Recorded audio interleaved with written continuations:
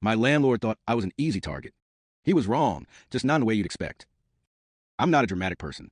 I rented the same rundown duplex for 4 years because moving sounded exhausting, and the rent was cheap enough to tolerate the smell, wet carpet, and regret.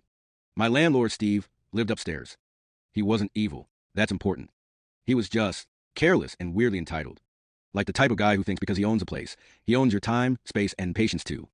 The first year was fine. Then my sink started leaking. Not flooding, just enough to keep a bucket under forever. I texted. He said he'd get to it. Months passed. The bucket became furniture. Then he raised the rent. Not a crazy amount, but enough that I said, "Hey, can we at least fix the sink?" That's when things shifted. Steve started acting like I was a problem tenant. Sudden inspections. Comments about how my place was messy. It wasn't. One time he joked that if I didn't like it, I could always move. He laughed. I didn't. Then he stopped cashing my rent checks. I didn't notice at first. I'm not proud of that. When I did, I texted him. He said, "Oh yeah, just hold on to them for now." 2 weeks later, he slid a notice under my door saying I was behind on rent. I felt stupid. Angry. Mostly stupid. Instead of confronting him, I did something very boring and very effective. I started a spreadsheet.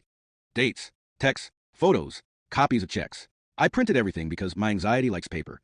When Steve finally tried to evict me, he looked genuinely shocked that I showed up to court. Like he assumed I'd just disappear. The judge didn't yell, didn't scold, just quietly asked Steve why he hadn't cashed 8 months of checks. Steve tried to explain it like it was a misunderstanding. The judge didn't buy it. Neither did I. I didn't get rich. There was no dramatic moment. But the eviction was thrown out. Rent stayed the same. And Steve stopped talking to me entirely, which was honestly the biggest win. I moved out 6 months later on my own terms. Steve still owns the place. I still rent elsewhere.